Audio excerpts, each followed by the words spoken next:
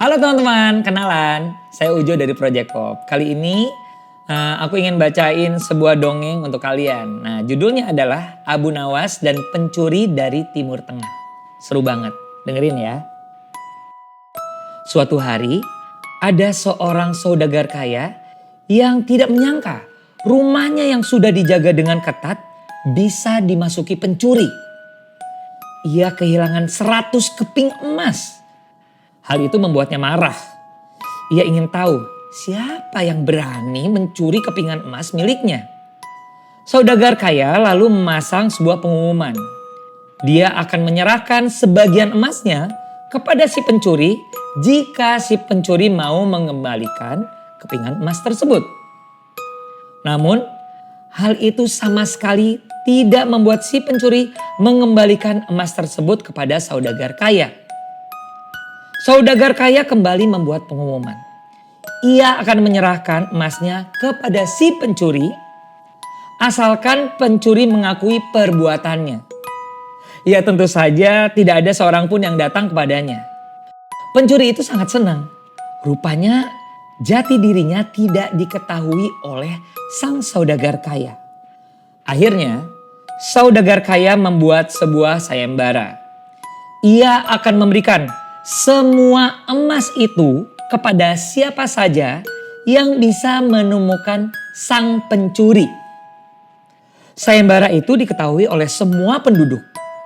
Ternyata banyak sekali penduduk yang ingin mengikuti sayembara tersebut.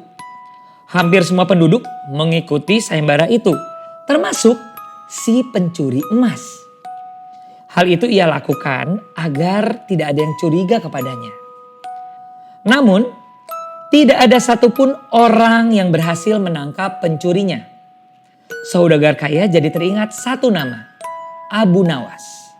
Ia berpikir hanya Abu Nawaslah orang yang tepat yang bisa menemukan sang pencuri emas. Saudagar kaya pun segera menemui Abu Nawas. Ia menceritakan masalahnya kepada Abu Nawas. Abu Nawas mengerti dan berjanji akan mencari jalan keluar untuk bisa menemukan sang pencuri emas. Abu Nawas memerintahkan untuk mengumpulkan semua penduduk besok pagi dan ia berkata, ia akan menemukan pencuri emas tersebut. Keesokan harinya, semua penduduk sudah berkumpul. Di sana juga terlihat saudagar kaya sedang menunggu Abu Nawas. Beberapa saat kemudian, datanglah Abu Nawas. Dia membawa bambu begitu banyak. Saudagar kaya bertanya-tanya, untuk apa ya Abu Nawas membawa bambu begitu banyak? Namun ia tak berani menanyakannya kepada Abu Nawas. Tapi ia yakin Abu Nawas bisa menemukan sang pencuri emas. Abu Nawas membagi-bagikan bambu tersebut kepada semua penduduk, termasuk kepada si pencuri. Abu Nawas berkata, semua bambu yang ia bagikan sudah diberi mantra. Ia meminta para penduduk untuk kembali besok harinya dengan membawa bambu tersebut. Dan dipercaya bambu itu akan menunjukkan siapa pencuri emas tersebut. Seorang penduduk bertanya, bagaimana caranya sebilah bambu bisa menunjukkan siapa pencurinya?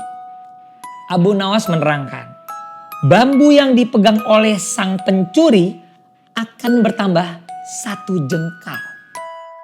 Semua penduduk menjadi paham.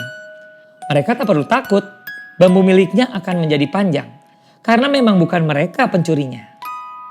Namun rupanya si pencuri kebingungan. Ia mulai mencari cara. Bagaimana cara bambu ini supaya tidak ketahuan?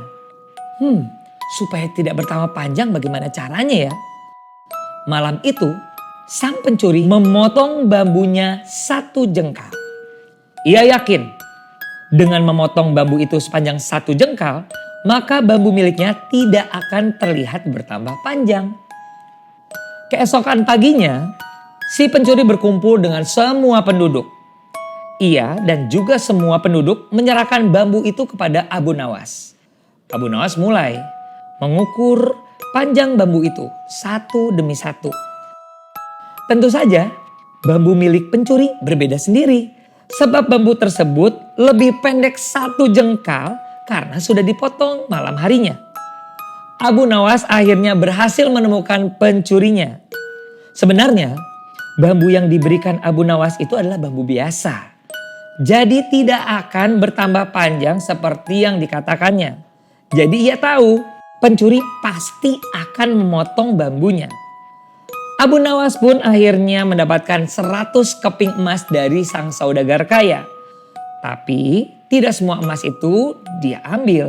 Sebagian emas ia bagikan kepada rakyat miskin.